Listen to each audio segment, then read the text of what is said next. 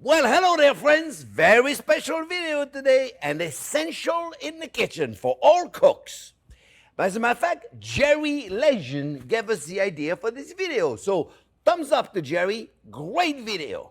Today we're going to talk about how to thicken anything. A sauce, a soup, a stew, anything. There's really 5 methods.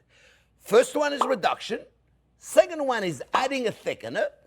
Third one is using a liaison. Fourth one, a beurre manier. And the fifth one, very often used, is a roux. Let's start to talk about the first one, reduction. There's pros and cons with a reduction.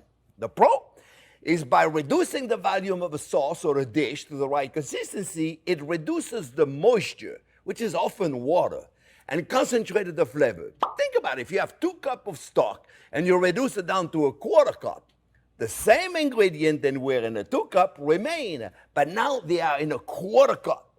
What's missing? The water. Obviously, now we have a lot more flavor in a smaller volume.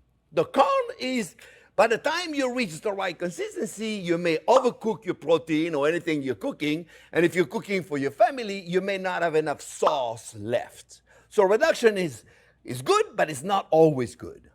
Number 2, add a thickener. Thickener like cornstarch, like arrowroot, tapioca powder, potato starch, guar gum, rice flour, regular flour, agar, pectin, gelatin. There's so many to choose from. Most of those starch are white and they tasteless. All they do is change the texture. But we know that changing the texture of a dish could change the flavor of that dish. Remember, texture is a conductor of flavor. Adding another food product, and that is called, that's number 3, adding another food, that is called liaison. The word liaison means the thing that holds everything together. An example of a liaison in cooking is a 3-part cream and 1 egg yolk. That thickens. Besides the fact that it enriches, it gives the final dish a silky texture, and a liaison has a thickening power as well. Another food product you can add to create a liaison could be eggs, puree of vegetables, yogurt, and of course my favorite liaison is butter.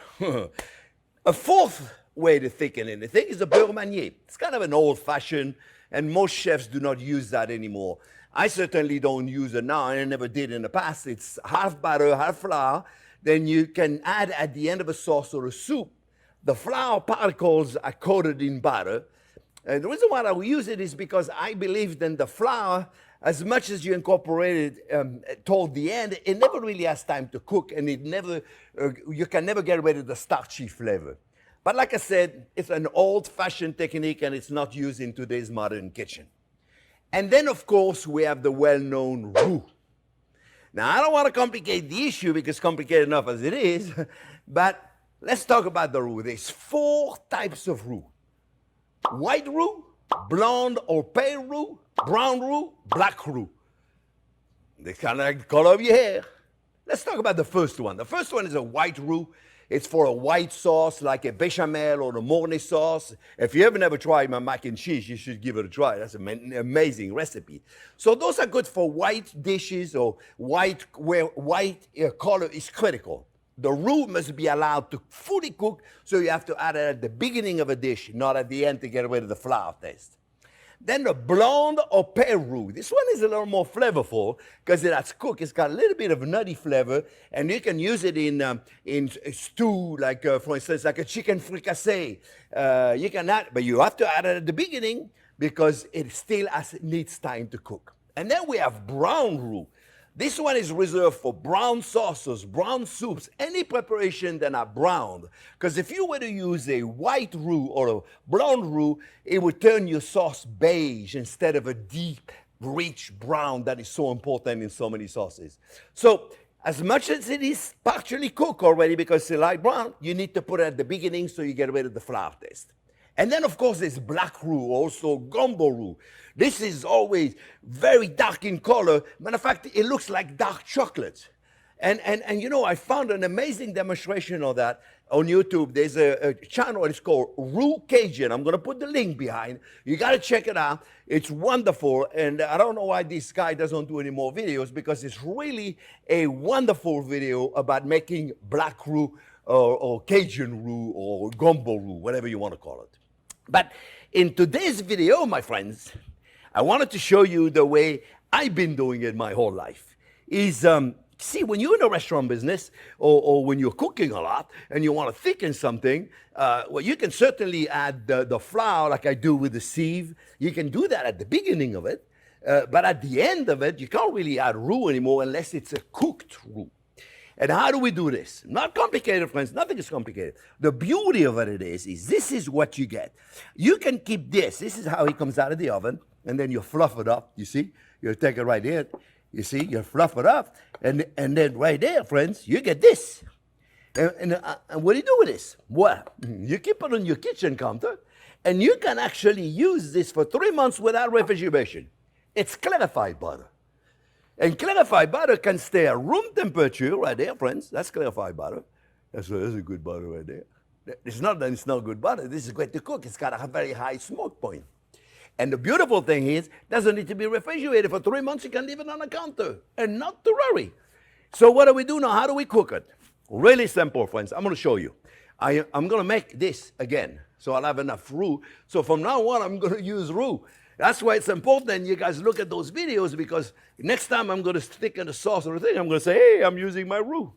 You're right there. You can see how to do it. So 1 cup of clarified butter and 2.5 cups of whole-purpose flour. So the butter is hot. It makes it easier to incorporate it. See? Butter is hot, and we're going to incorporate it, and we're going to have ourselves a soft roux. You want to take maybe a little bit, and I'm turning the heat off now. There's no need for me to continue having it hot. And I'm going to take a wooden spoon. I'm going to mix it very well. See? Let me get a wooden spoon now. And this, of course, friends, is tastes like flour. You know, it's very, very floury. Floury, I don't know if that's the word right there. So you see, you get it. So now, if you were to add this into a sauce, this is kind of like a white roux at this point, right? This is a white roux. If you were to add this to a sauce now, you would have to make sure you add it at the beginning of that sauce. Otherwise, it will never cook, friends. And then you'll have that starchiness, that flour of it, and it takes a while to cook. So that's the whole idea. Let me get a spatula. That is why we take a lasagna pan, any kind of a dish, and we take it right here, you see. Now, this is not cooked. You don't really need to cook it in a pot. It doesn't do anything. I mean, you can certainly cook it a little bit if you want, if it makes you happy to do it. Then you flatten it like this. This is a regular pie dough that pie mold that I'm using right here. This is where I bake my black cherry clafoutis. For those of you that have never made that recipe yet, you should check it out, especially now. Stone fruit is in season. So look, here's what we're going to do, friends. We're going to take this guy right there. We're going to put it in the oven at 250 degrees. For 2 or 3 hours. Then I'm going to turn the oven off, turn it off completely, leave it in there all night.